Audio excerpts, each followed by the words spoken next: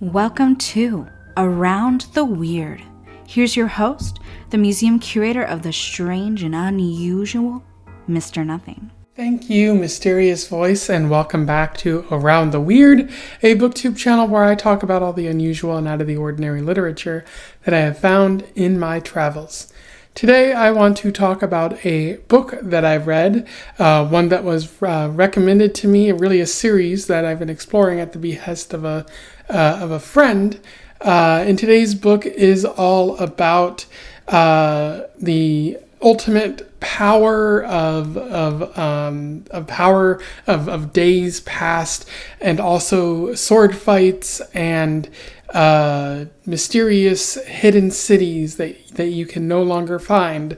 I am referring to Words of Radiance by Brandon Sanderson, which was published in 2014, and as you can see by my copy, it's more than a little worn out. I've talked about Brandon Sanderson on this channel before, so I don't need to go into that big of detail, but he is an American author who has been writing since the early to mid 2000s. He was chosen to finish the Robert Jordan's Wheel of Time series, and he's been writing sci-fi and fantasy ever since then. Noted for his Way of Kings Stormlight Archives series, which I've been going through, but he's also been writing a number of other sort of series as well. And he says there's going to be like 10 books in this series. I don't see how that's really possible if he writes at the pace that he does. Surely he'll finish the series by book 5 or something, but that's something that we gotta figure out reluctantly a little bit. So yeah, without further ado, let's talk about this book, of which I have many words to say. Just take a look at all the writing here. And so, yeah, I will do a summary, and I'll try to be as brief as possible. I'll do a little bit of analysis, and we will move on from there. Keep in mind, there may be some spoilers, so if you intend to read this book, go out and do it, and then come back and watch this video here. So, Words of Radiance picks up pretty much where the Way of Kings left off. Shallan and Yasna are traveling to the Shattered Plains in order to understand more about the Voidbringers and how they relate to the Parshendi.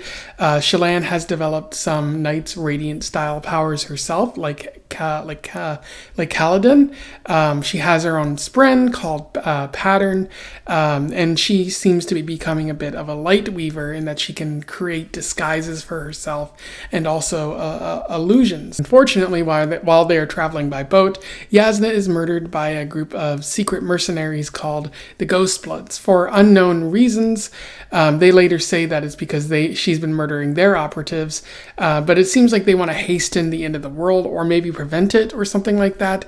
Their exact motives are a bit unclear, so Shallan has to travel on her own, which she does pretty competently, eventually murdering one of the assassins involved in the whole thing, Tyne, before arriving at the Shattered Plains and speaking to the High Princes and learning more about the Ghostbloods and infiltrating them too, in order to figure out what exactly they're trying to do. And also at the same time, Shallan has become betrothed to High Prince Adolin, as that was Yasna's sort of arranged marriage thing that she was doing in order to help Shallan consolidate and keep her kingdom alive and help her family members. And they date a little bit through part of the book before Shallan travels through the Shattered Plains and manages to find the hidden city of Irithiru near the end of the story. Meanwhile, Dalinar is on a bit of a time crunch.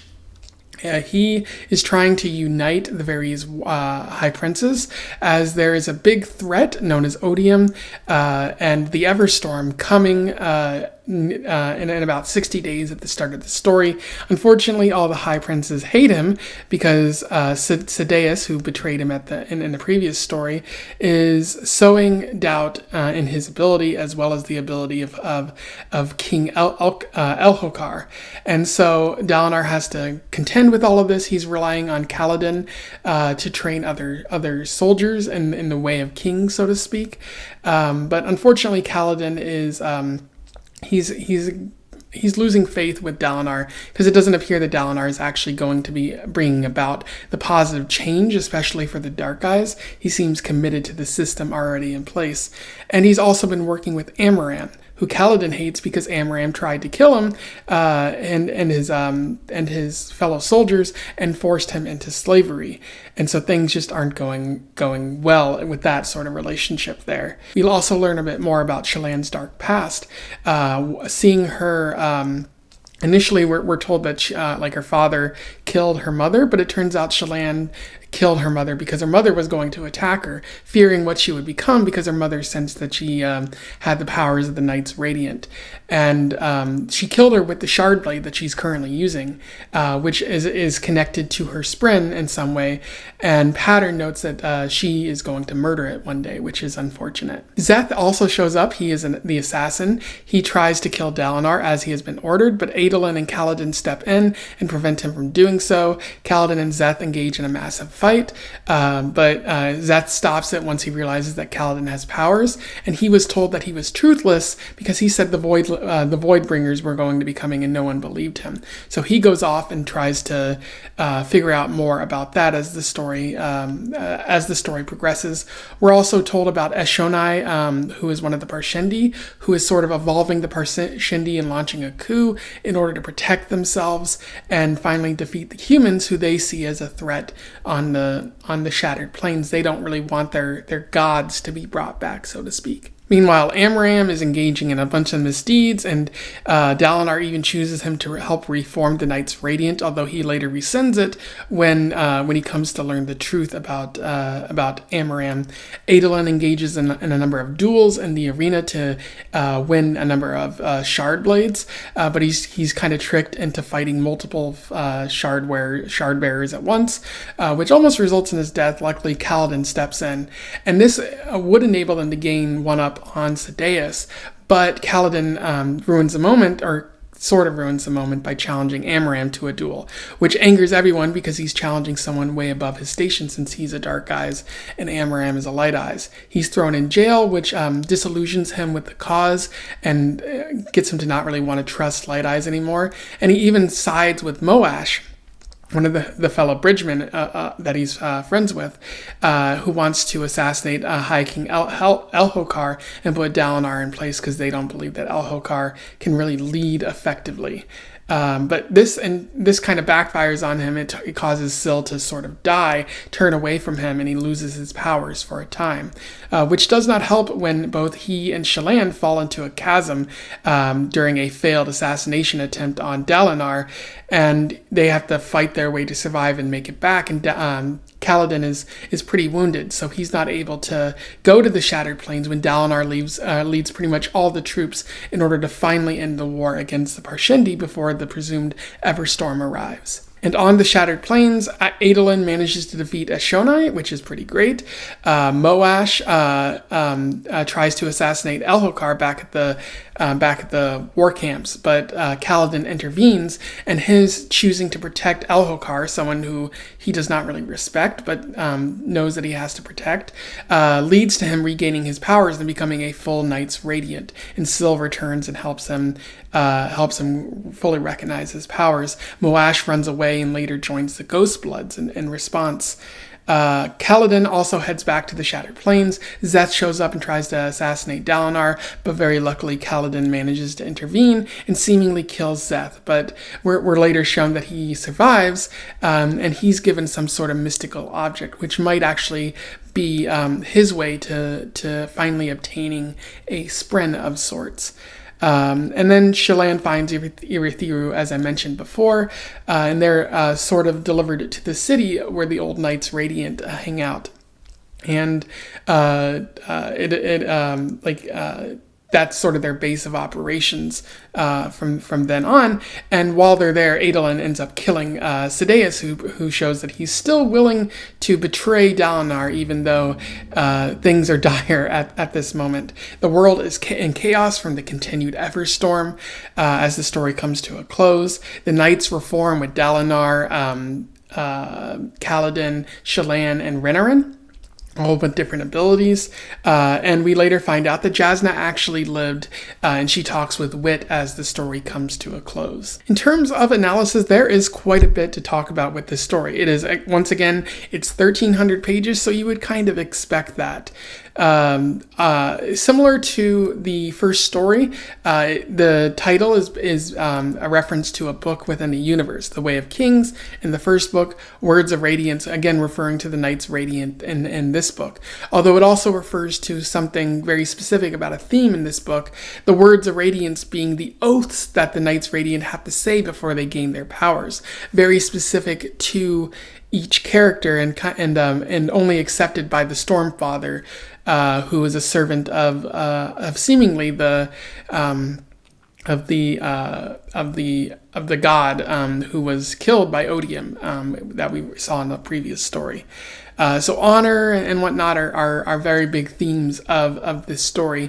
And with Kaladin even noting when nobody comes to Dalinar's aid at one point that honor is dead. But it doesn't seem to be dead with the Knights Radiant, so they're keeping that tradition alive. But another big theme of this story is power. Specifically, power is an illusion, which is a quote said by Jasna at near the beginning of this story. She notes that control is a gift granted by others. Allow me to read you an interesting quote from this. "There is a secret you must learn, child," Jasna said. "A secret that is even more important than those relating to Shadesmar and Spren. Power is an illusion of perception." Shallan frowned. "Don't mistake me," Jasna continued. "Some kinds of power are real. Power to command armies, power to soulcast. These come into play far less often than you would think. On an individual basis in most interactions, this thing we call power, authority, exists only as it is perceived." She goes on to talk about how it's kind of like if someone doesn't recognize your power, like it's meaningless. And we see that in this story. Like El-Hokar's power is fleeting. Even though he's king, people are slowly less and less realizing that he has any authority, especially as the world comes to a close. What difference does it make if you recognize whether this guy is king or not? And El-Hokar, for his part, realizes that. He has a conversation with Kaladin where he's drunk and he's like, "I wish people would respect me more. I wish you would respect me more." And Kaladin's like, "I don't really think that's possible." It's kind of given, and like much like control and power, he doesn't seem to have it. And so various other high princes are kind of fighting, especially Sadeas, who wants that power in an effort to finally claim what he thinks is rightfully his. The arena duels are another example of this, is how they show that some people might think that they have power, but during those duels, power is taken away from you. Especially if you're engaging in a shard blade fight. Like if you lose that, you lose the shard blades, and therefore you lose your standing, and someone might even bowl you over and take over your kingdom at one point.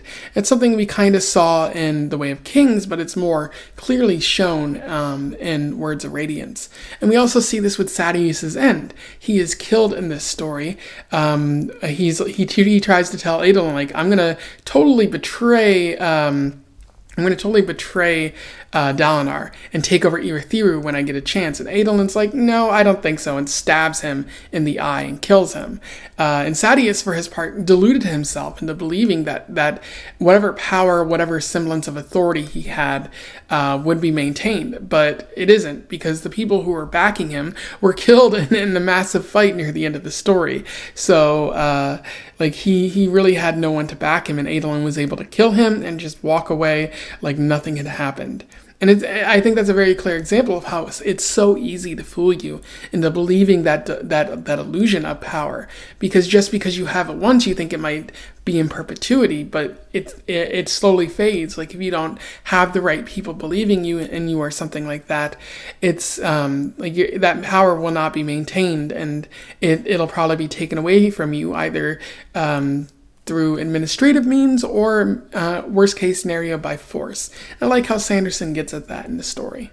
I also like the comparison that Shallan is making with Kaladin, kind of comparing and contrasting these two characters in a very fascinating sort of way. Like, both Shallan and Kaladin are dealing with troubled emotions from a lifetime of pain. We saw that at the very beginning, or at the beginning of, or throughout the Way of Kings, really, with Kaladin. Sort of him dealing with the death of his brother in war and being betrayed by Amaram, and just dealing with the fact that he's in an oppressive system that only wishes to see him enslaved or killed. And Sanderson continues that theme throughout this story, and we're given a little more insight into how it's affecting him and how it's kind of ruining his chance to make the world a better place. We specifically see this with Shallan, we see it with Shallan's father, with Shallan herself, in that her way of dealing with all these emotions and this trauma is burying it deep down and not thinking about it. She doesn't want to think about her father, or how she killed her mother, or how her family was torn apart through war and through her father's misdeeds. And so anytime those emotions come up, she thinks about something else and avoids it at all costs, which isn't healthy at all. But because her oath is that of the Lightweaver, and that of the truth, being one of those truth tellers, that's part of her oath. So she has to acknowledge what happened in her past, or she cannot fully become a Knights Radiant, which is very fascinating. You could argue, you'll never become your true self, your best self, if you don't own up to even the hurtful things of your past, even the sad things of your past. You have to face even the most saddening things of your life if you're ever going to become in this case, it's a very powerful being, but even your best self, even your most mentally healthy self, is what Sanderson is alluding to here.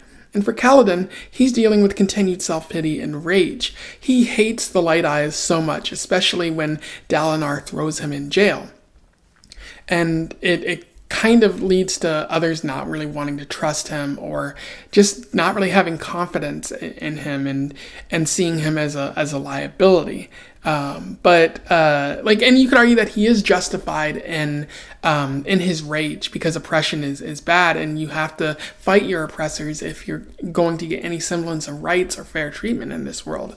So there are a few problems with that, which I'll note later, but the main idea is that his oath is about protection. And so if he's only willing to protect the Dark Eyes and not the Light Eyes, he's not fully fulfilling that. And that's shown in the story by the fact that Syl goes away and he loses his power. And only when he chooses to protect someone who he doesn't necessarily agree with, and who he thinks is rather arrogant and stupid, only then is he able to fully obtain his powers and become the Knight's Radiant being that he always wanted, or not always wanted, but that he seeks to be, that he loves being, that feeling of power and freedom that he gets from that. What's also interesting is how he becomes sort of a Light Eyes, after he becomes that Knight's Radiant. So kind of becoming in a system with the oppressor, but also in a position to make a great change, because he's a Knight's Radiant and he's the Light Eyes now. But that remains to be seen with future installments, what's going to happen with that. I also like how Brandon Sanderson is continuing this theme of inequality in the story. We see more about the world of Roshar and how it's an unjust place at times, again with the Dark Eyes, even though Kaladin has the support of High Prince Dalinar, and he's given pay and he's allowed to freely move about the camps. There's still that view from the other high princes that he's a Dark Eye, so he's not really worth anything. And that shows up with the arena duels. When he goes and makes a challenge to Amaram, that's viewed as a great scandal, and so he's put in jail for that, and they want to execute him. And Dalinar kind of goes along with it. It's only because of Adolin that anyone bothers to stop and say, hey, wait, we don't need to do this. And that fills Kaladin with a big sense of anger towards Dalinar, and leads him to basically almost just deciding to throw out any sense of trust with the Light Eyes, which has been happening slowly throughout the story. But that continued inequality is very evident. And another interesting thing is how they're talking about getting rid of the Parshendi or getting rid of them as slaves. But as Kaladin notes, like, as soon as the Parshendi go, who do you think is going to be chosen to fill their void? Because you can't just get rid of all the slaves. That would hurt the economy. Somebody has to fill the place. And he notes that the Dark Eyes are going to be chosen for that. And so there's going to be that continued sense of inequality.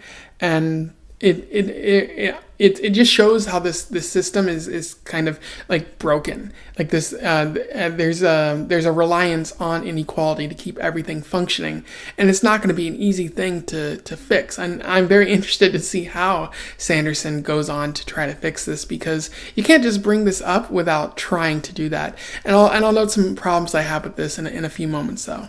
I also like how Szeth is seen as the specter of death in this story. We're told quite a bit about him in the previous story, but in this one he shows up only in a couple scenes, mainly as a huge threat. First, trying to assassinate Dalinar, which leads to a big fight, and then again on the Shattered Plains when they're fighting against the Parshendi, Szeth shows up, tries to assassinate Dalinar again. He's seen as a very deadly and terrifying force, and you wonder, like, what's it going to take to defeat him, because he's really powerful, and Kaladin isn't at his full strength, although once he becomes at his full strength, he's able to take care of Szeth.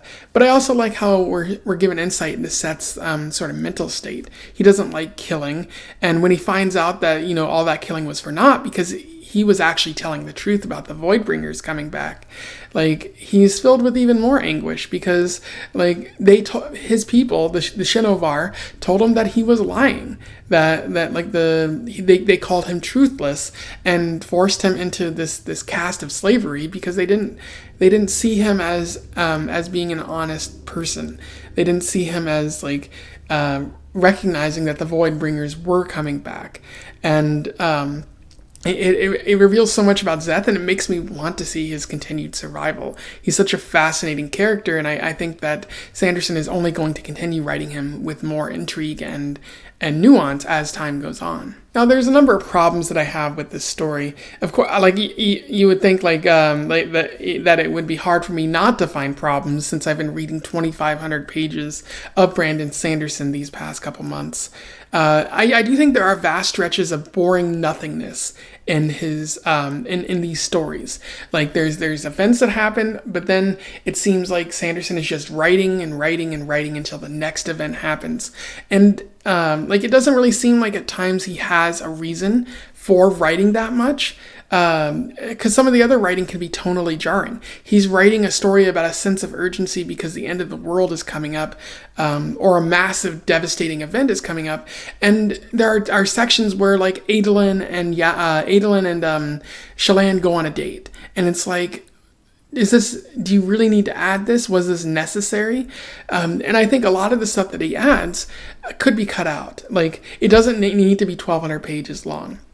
He could very easily tell the same story in fewer pages, and I don't think you would lose anything. And I know whenever I say this, it sounds like I'm complaining about the length, that it's like, oh, you must not like reading then. But this is still 1,200 pages. That is a lot of time to sink into one book. That is a lot of writing to do, and I always feel like if you should use the space that you have, and if you're not fully using it to your advantage, use less of it. And I don't think Sanderson uses that to his advantage. He just comes up with strange, bizarre writing at times, and focusing on too many characters, and there's so much that's happening, and I feel like he has to condense it in some way, in a way that he maybe doesn't want to do, but that would overall benefit the story and make it much more memorable and much more worthy of being remembered. Because as it stands right here, it's just like there's so much going on, and not all of it necessarily contributes to the overall quality of the story. And as I hinted at before, I do think there are some weird politics in this story, specifically as it pertains to the Light Eyes and the Dark Eyes. Like, at one point, Dalinar tells Kaladin to essentially work within the system to bring about change and not get so mad at people like Amaram. And I feel like that is somewhat of a problem in the oppressor telling the oppressed, like, oh, you have to do things the right way rather than this confrontational way. And maybe Sanderson is trying to acknowledge that that's wrong, but it also seems like I don't know where he's going with this. It seems like he's bringing it up without a potential solution for addressing this, because all the attention is focused on the Knights Radiant and the shenanigans that are happening. How could he possibly address the inequality at the same time? Maybe he might do that. Maybe it's all complaining for naught. But I do think that it is a problem, because he's also creating the Parshendi as this big threat, but it seems like they're genociding the Parshendi in this story. And maybe I'm overthinking it. Maybe it's just like, these guys bad, we have to kill. But that's still political. That's still a message that there are certain people who should be genocided because they're a big threat and they might destroy the entire world. And it seems like they're only getting rid of the Parshendi as slaves because they are that big threat. That there's nothing inherently wrong with slavery. It's just the only thing that's bad about it is that you don't want to enslave people who could become giant monsters in the future. And as Kaladin notes, if you get rid of the Parshendi, you're going to have the Dark Eyes as slaves.